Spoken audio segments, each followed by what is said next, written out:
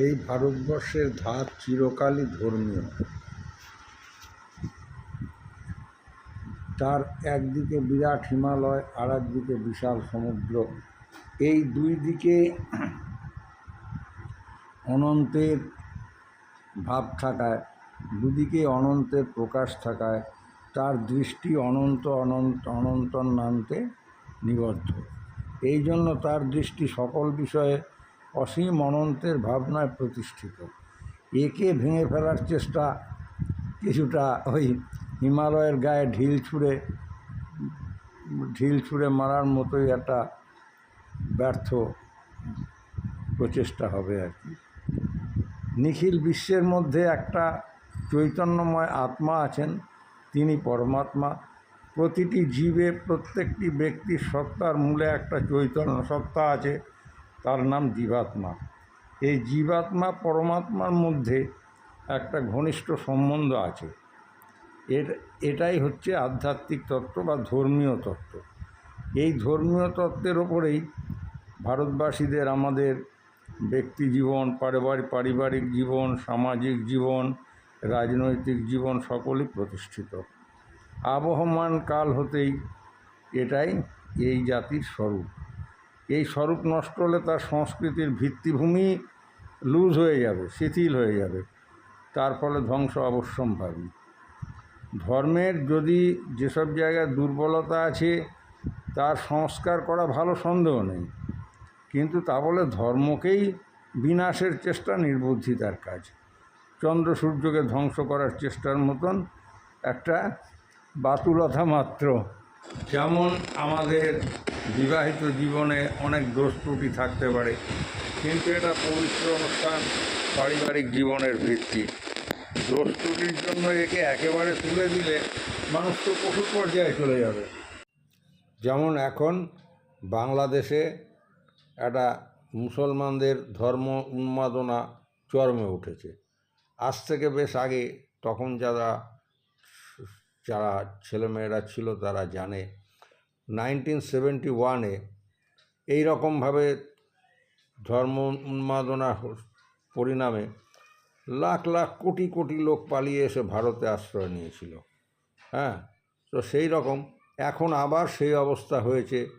মুসলমানদের এই রকম উগ্রতা, ধর্মান্ধতা, উন্মাদনা, এটা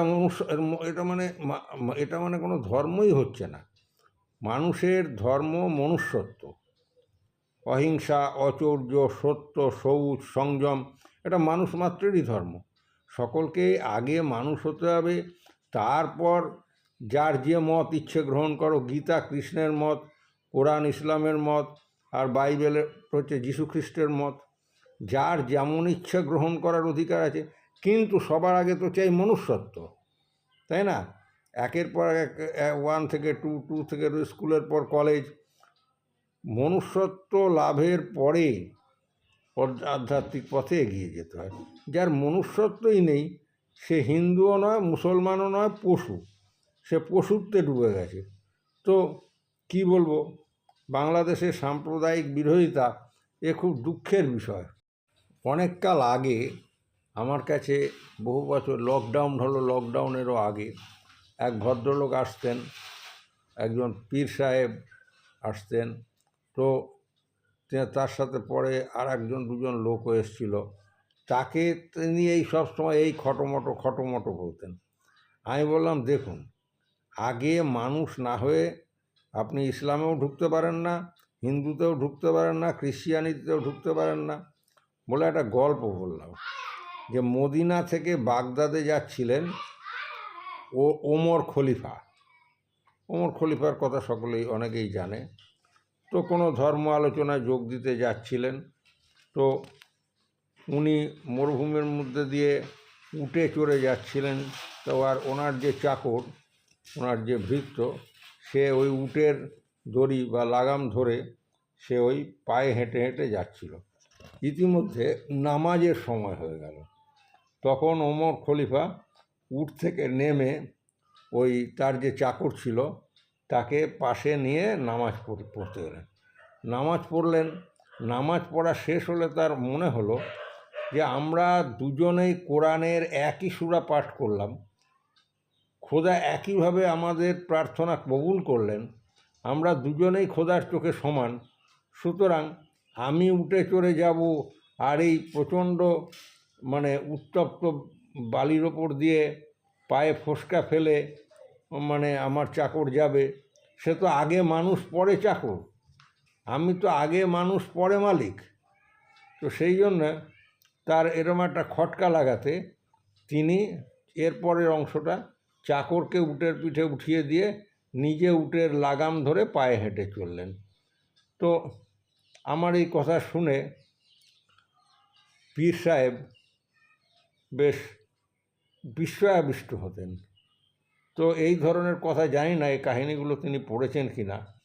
তো আগে মানুষ না হয়ে ধর্ম ধর্ম করে রবীন্দ্রনাথ ঠাকুর খুব সুন্দর একটা উপন্যাস লিখেছিলেন, গোরা উপন্যাসটার নাম, অনেকেই পড়েছেন। হ্যাঁ, সেই রকম আর আমাদের সব বন্ধুবান্ধব থেকে শুরু করে যারা তথাকথিত নিজেদের জড়বাদী, আসলে এরা জড়বাদী, সাম্যবাদী বলে পরিচয় দেন, তারা বলেন ধর্মের আফিং, ধর্মের আফিং। এই যে হিন্দুরা এখন বর্ডারের পড়ে রয়ে কষ্ট পাচ্ছেন, তারা যখন এখানে ঢুকবেন এখন বলছেন যে ওরে বাবা হেনা তেনা আর ফিরে যাব না, বিএসএফের গুলিতে মরি তাও ভালো। কিন্তু তখন এদেশে এসে গেলেই তারা সাম্যবাদী হয়ে যাবেন। তখন তারা বলবেন, আহা, এ তো জাতের লড়াই না, হয়েছে ভাতের লড়াই।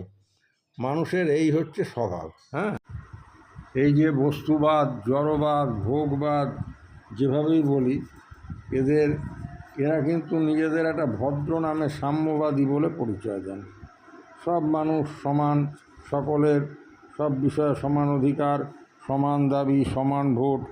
খুব মনোহারী কথা, খুবই তৃপ্তিদায়ক লাগে শুনতে। হ্যাঁ, কিন্তু প্রাচীনকালে এই আমাদের দেশেও সাম্যবাদ ছিল। প্রাচীনতম গ্রন্থ বেদেও সাম্যবাদের কথা আছে। ক্রিশ্চিয়ানিটিতে, ইসলাম শাস্ত্রে, বৌদ্ধ ধর্মে, বৌদ্ধ শাস্ত্রে, ধর্ম না শাস্ত্রে, সর্বত্রই সাম্যের কথা আছে। প্রাচীনকালের সাম্যবাদ আর বস্তুবাদীদের আধুনিক সাম্যবাদ মোটেই এক কথা নয়। এই একই শব্দ, এই শব্দটাই বিশেষ করে মানুষকে বিভ্রান্ত করে। আমি বলছি প্রাচীন সাম্য কী, তারপর আধুনিক সাম্যবাদ আলোচনা করা যাবে, এতেই দুটোর পার্থক্য বেশ ক্লিয়ার হয়ে যাবে। এখন কার্ল মার্কস, ফ্রেডেরিক এঙ্গেলস এরা যত বড় বিরাট লোক হন না কেন, শুধু অর্থনীতির দ্বারা মানব সমাজটাকে মাপতে যাওয়া তাদের সংকীর্ণ দৃষ্টির চরম পরিচয়। মানব সমাজ, মানুষের জীবন বৈচিত্র্যময়, মানুষের চেতনা বহুমাত্রিক। কেবল অর্থনীতি দ্বারা তাকে ব্যাখ্যা করার প্রচেষ্টা হচ্ছে ওই নিক্তি দিয়ে মাতৃস্নেহকে মাপতে যাওয়ার মতো চরম ছেলে মানুষই। বস্তুবাদের শ্রেষ্ঠতা বা তার একমাত্র সমাধান এই প্রচারের বাড়াবাড়িতে মানবের চেতনাকে অস্বীকার করা, মানব চেতনার ক্রমবিকাশ, ব্যাপকতা ও বিশালতাকে উপেক্ষা করা একটা অশেষ ক্ষতিকারক দুর্নীতিপূর্ণ বিপ্লব, খুব দুর্গতিপূর্ণ বিপ্লব। অর্থনীতি অতীব প্রয়োজনীয় বস্তু, কিন্তু সেটা তার দ্বারা ঈশ্বরতত্ত্ব প্রমাণ অপ্রমাণের প্রচেষ্টা একটা বিড়ম্বনা। এটা কেন বলছি, যে আমার বন্ধুরা, আমার সহযোগীরা, তারা সর্বদা এইটাই আমাকে বোঝাতে চেষ্টা করছে, ঝিনুকের উপকারিতা আছে। সেটা কখন? শিশুর কাছে তার দুধের বাটির মধ্যে। তার দ্বারা সেই ঝিনুক দিয়ে সমুদ্র মাপার চেষ্টাকে কি বলবো, সেটা ডিকশনারিতে সেরকম কোনো শব্দ আমি পাই না। তো যাই হোক, আগে আমি তাহলে প্রাচীন সাম্য কী সেটা একটু বলি, তারপর আধুনিক সাম্য বলা যাবে। প্রাচীন সাম্যবাদের মূলনীতির ভিত্তি হলো ঈশ্বর, মহাপুরুষ ও শাস্ত্র। আসল কথাটার মূলে প্রেম প্রীতি। সকলেই একজন, সেই একই প্রেমময় পিতার সন্তান, সকলেই ভাই ভাই। বাপের চোখে ছেলেমেয়েরা সকলেই সমান, কিন্তু এক পিতার সন্তান ভাই ভাই বাস্তব ক্ষেত্রে সবাই কি সমান হয়? কোথাও কোনো পরিবারে দুই ভাই কি রূপে, গুণে, স্বভাবে, চরিত্রে, বিদ্যায়, দৈহিক মানসিক শক্তিতেও সমানভাবে যোগ্য? তা নয়। সুতরাং কথাটাকে একটু ভালো করে বুঝতে হবে। জগৎ সংসার একটা বিরাট পরিবার। অসংখ্য মানুষের মধ্যে সাম্য বা সমানতা আসবে কি করে? ভাই হলেই যে সমান হতে হবে এমন তো কোনো কথা নেই। ভাই ভাই বড় আছে, ছোট আছে, যোগ্য আছে, অযোগ্য আছে, দুর্বল আছে, সবল আছে, স্বাস্থ্যবান আছে, রুগ্ন আছে, তবে সকলেই পিতৃসেনের সমান অধিকারী।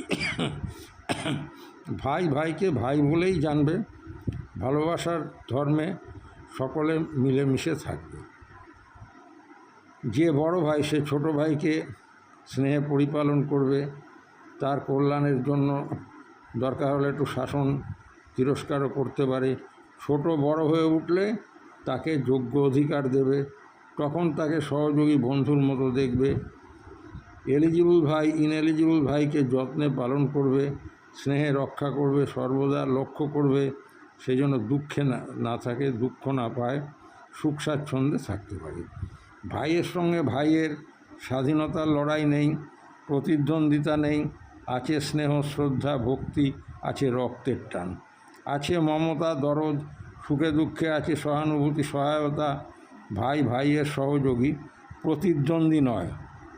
সুখ সৌভাগ্য এক ভাই অপর ভাইকে সঙ্গে নিয়ে ভোগ করবে। এক ভাইকে পিছনে ঠেলে আর এক ভাই এগিয়ে যাবে না। যে নিচে তাকে চেপে রেখে উপরে উঠতে চাইবে না। সকল শাস্ত্র ব্যাখ্যাতা মহাপুরুষগণের সাম্যের এই তাৎপর্য ব্যাখ্যা করেছেন। সকলে এক বিশ্বপিতার সন্তান, পিতার রূপের ছায়া সকলের মধ্যে আছে, পিতার দরদ সবার উপরে সমান। এই ভিত্তিতে সকলেই সমান। এটা হলো খুব ইন শর্ট প্রাচীন সাম্যবাদ। এখন বস্তুবাদীদের আধুনিক সাম্যবাদের কথা বলি। এর জন্মস্থান ইউরোপ, প্রথম ফরাসি দেশে। 1789 রাজার অত্যাচারে জনগণ ক্ষেপে গেল। তারা রাষ্ট্রের বিরুদ্ধে যুদ্ধ ঘোষণা করল। তাদের যে ওয়ার ক্রাই, রণনিনাদ, সেটা ছিল স্বাধীনতা, সাম্য, মৈত্রী, লিবার্টি, ইকুয়ালিটি অ্যান্ড ফ্র্যাটার্নিটি। এর বিখ্যাত নাম ফরাসি বিপ্লব।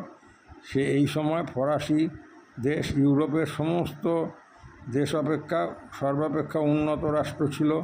উন্নত রাষ্ট্রের এই বিপ্লব প্রায় সারা ইউরোপে ছড়িয়ে পড়ল। সকলের মুখে স্লোগান, স্বাধীনতা চাই, সাম্য চাই, মৈত্রী চাই। হিস্টোরিয়ানরা জানেন যে সে এক রোম্যান্টিক রেভলিউশন। স্বাধীনতা, সমতা, মিত্রতা, তিনটে কথাই বেশ চিত্তগ্রাহী। মনে হয় এর চাইতে সত্যি সুন্দর ও মঙ্গলময় কথা আর কি হতে পারে। এই হলো আধুনিক সাম্যবাদের জন্মকথা। এখন এর ব্যাখ্যা করব। সকলেই ধরলাম স্বাধীন, সুতরাং সকলেই সমান। যে যেভাবে যেদিকে পারে আপন নিজের স্বার্থ খুঁজে বেড়াবে, প্রাণপণ করে নিজের উন্নতিটুকু করবে, কেউ তাকে কোনো বাধা দিতে পারবে না। সকল মানুষ সমান, বুদ্ধি বিবেক সমান, সমানের সঙ্গে সমান, সমান বাঁচবে কন্ট্যাক্ট করে, বাঁচবে কম্পিটিশান করে। সমান ও স্বাধীন জনসাধারণ সমাজের সকল কর্তব্য অকর্তব্য নির্ধারণ করবে। জনসাধারণ বিচারের উপর কোনো ঈশ্বরের, কোনো শাস্ত্রের, কোনো মহাপুরুষের কোনো প্রভুত্ব থাকবে না, থাকতে পারে না।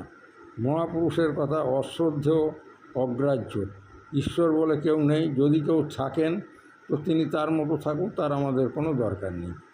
জনসাধারণের বাণী আমরা কি করে জানব? ভোটের মাধ্যমে। সকলের বুদ্ধি বিবেক সমান, সকলের ভোটের সমান মূল্য, সকলের এক ভোট। অধিকাংশ মানুষের ভোটের দ্বারা যেটা ঠিক হবে তার উপরে আর কোনো কথা নেই। Every man has the liberty to act as he likes, so long as he does not interfere with the equal liberty of others. একের সঙ্গে অন্যের সংঘর্ষ না ঘটে, তার জন্য প্রয়োজন মৈত্রীর। এই মৈত্রী রক্ষার ভার রাষ্ট্রের উপর। রাষ্ট্র শাসনদণ্ড নিয়ে দেখবে সমানদের মধ্যে কোনো সংঘর্ষ না ঘটে। এটাই হলো আধুনিক সাম্যবাদ। কিন্তু এই যে সাম্যবাদ, তারপরে এলো গণতন্ত্র, এর অ্যাপ্লিকেশান কীভাবে হচ্ছে? প্রত্যেক মানুষ স্বাধীন, এই কথাটার অর্থ আর একটু ভালো করে একটু ডিটেলে বলি। মানুষের মধ্যে তিনটে প্রধান বৃত্তি: ভাবনা করা, বিচার করা আর কাজ করা। এই তিন প্রকারেই সে স্বাধীন। প্রত্যেকেরই আছে freedom of thought, freedom of conscience, freedom of action. প্রত্যেক মানুষের বিষয়টা তার নিজের বিষয়, নিজের বুদ্ধি অনুসারে চিন্তা ভাবনা বিচার করার অবাধ অধিকার। কোনটা উচিত কোনটা অনুচিত সেটা নিজেই বুঝে চলার সে অধিকারী, আর নিজের স্বার্থ রক্ষা ও উন্নতির জন্য নিজের ইচ্ছা মতো কাজ করবার অবাধ অধিকার তার। এটা হলো স্বাধীনতার অর্থ। কেউ কারো আদেশে চলবে না, এটাই স্বাধীনতা। সকলেই সমানভাবে স্বাধীন। সুতরাং স্বাধীনতার ভিত্তি হলো সাম্যবাদ। এটা হচ্ছে আধুনিক মতবাদ। হ্যাঁ, দুজন লোকের এরকম স্বাধীনতা নিয়ে চলতে অসুবিধা হওয়ার সম্ভাবনা। এই জন্য চুক্তি বা কন্ট্রাক্টের প্রয়োজন। কনফ্লিক্ট বা সংঘর্ষ এড়াতে যে কোনো প্রকার চুক্তিবদ্ধ হওয়া বা চুক্তি ভেঙে ফেলার স্বাধীনতা প্রত্যেকেরই আছে। হ্যাঁ, এবং এই চুক্তির কথাটা শুধু স্টেট মাত্র জানবে। শাস্ত্র, গুরু, গুরুজন বা পুরোহিত কারো কোনো প্রয়োজন নেই। হ্যাঁ, চুক্তি ভঙ্গ করারও স্বাধীনতা আছে, কেবল স্টেট জানলেই হলো। স্টেটের যে এই অধিকার, তার ভিত্তিও একটা চুক্তি। জনসাধারণ মিলে একটা ব্যক্তি বা দলকে সর্বোপরি স্টেট বানাবার যে বানাবে, সেটাও তো একটা চুক্তি। চুক্তি ভঙ্গকারী স্টেটকে ভেঙে ভেঙে ভেঙে দেওয়ার অধিকার আছে জনগণের। প্রত্যেক স্বাধীন সমান অধিকার সম্পন্ন নাগরিক মিলেই হচ্ছে এই জনগণ। এটাই আধুনিক সাম্যবাদ। তাহলে এবারে আশা করছি প্রাচীন সাম্যবাদ ও আধুনিক সাম্যবাদের পার্থক্য কিছুটা হলেও বোঝাতে পেরেছি। প্রাচীন সাম্যবাদের ভিত্তি ছিল প্রেম, কিন্তু প্রেম শব্দটা মানে ভাববাদীদের অভিধানে আছে, কিন্তু আধুনিক সাম্যবাদের মূল হচ্ছে স্বাধীনতা। স্বাধীনতার গোড়ার কথা হচ্ছে আমিত্ব বা ইগোইজম। দেখুন, এই ইগোইজমের কীরকম, এই গণতন্ত্র বা সাম্যবাদ যেভাবেই বলি, একতরফাভাবে যে একবার ক্ষমতায় আসে সে তো একা আসে না, কিছু মাসলম্যান অবশ্যম্ভাবী, যার জোর যার মুল্লুক তার হয়ে যায়। তা আমরা সাম্যবাদ মানে এই 64, 65, 66, তার পরবর্তীকালে 75 টু মানে পরবর্তীকালে 34.5 বছর আমরা অনেক দেখেছি। তো যে দল যখন ক্ষমতায় থাকে সে যা খুশি তাই করে বেড়াবে, মানে সেই দলের যে কর্মী যারা। তো এখন এই পার্থক্য আলোচনা করতে গেলে সময় লাগবে। প্রাচীন সাম্যবাদের ভিত্তি ছিল বেদ। তার মূল কথা ছিল পরম পুরুষবাদ, প্রেম। বেদের ধর্ম, অর্থ, পুরুষভিত্তিক নৈতিক শৃঙ্খলা। নিখিল বিশ্বের মূলে একজন পুরুষ আছে। ঋগ্বেদের পুরুষ সূক্ত বলছে, হ্যাঁ, পুরুষ এবেদং সর্বম। তিনি এক, ইচ্ছে করেই বহু হয়েছেন। বহুর মধ্যে দিয়ে একই বিরাজমান। প্রত্যেক পুত্রের মধ্যে যেমন পিতার ছায়া আছে, সেই রকম নিখিল বিশ্বের সকল বস্তুতে সেই এক একমেব অদ্বিতীয় বিদ্যমান। বিশ্বের মধ্যে একটা অর্গানিক হোলনেস আছে। বিশ্বব্রহ্মাণ্ড একটা কসমিক মোরাল অর্ডার। প্রত্যেক বস্তুর মধ্যে সেই এক বিরাজমান থেকে সমস্ত শৃঙ্খলা বিধান করে চলেছেন। ব্যষ্টির সর্বত্র একটা শৃঙ্খলা আছে, সেই ব্যষ্টি শৃঙ্খলা সমষ্টি শৃঙ্খলার অধীন। প্রত্যেক জীব সেই এক পরম পুরুষের সন্তান বলে সকলের সমান, সেই পূর্ণের সঙ্গে মিলিত হওয়ার অধিকার সকলের সমান। এছাড়া বাস্তব দৃষ্টিতে মানুষের মধ্যে সমানতা, ইনপ্র্যাকটিক্যাল সমানতা বা ইকুয়ালিটি কোথাও নেই। বেদ বলছেন তোমরা একই সমিতিভুক্ত, তার নাম মানব সমিতি। তোমাদের মন্ত্র এক, সেই পুরুষের সাথে একত্র অনুভব করার। তোমাদের চিত্ত এক হোক, তোমরা একত্রে চলো, একত্রে বসো, একত্রে অগ্রসর হও। বেদ বলেছেন নিখিল বিশ্ব একটা বিরাট যজ্ঞ, সেই যজ্ঞে তোমরা ক্ষুদ্র জীবনকে আহুতি দিয়ে পূর্ণতা লাভ করো, সেই পরম পুরুষের সাধর্ম লাভ করো। আহুতি দেবার উপায় নিজ নিজ কর্ম দ্বারা অর্চনা করা। সকর্মণ্যস্তমভ্যস্ত সিদ্ধিং বিন্দতি মানব, গীতা থেকে বললাম। সেবা দ্বারা একের মধ্যে বহুত্বকে মিলিয়ে দেওয়া এই জাতির সাধনা। কবিগুরু রবীন্দ্রনাথ ঠাকুর বলেছেন, হেথা একদিন বিরামবিহীন মহাওঙ্কার ধ্বনি, হৃদয়তন্ত্রে একের মন্ত্রে উঠেছিল রণরণী। তপস্যা বলে একের অনলে বহুরে আহুতি দিয়া, বিভেদ ভুলিল জাগায় তুলিল একটি বিরাট হিয়া। বৈদিক ধর্ম কোনো দিন একটা বিরাট রাষ্ট্র, পলিটিক্যাল স্টেট গড়ে নাই, একটা রাজনৈতিক দল তো জ্ঞাতি গোষ্ঠীর মতো গড়ে তোলেনি। গড়েছে একটা রাষ্ট্রাতীত সামাজিক সমবায়, সোশ্যাল ফেডারেশন।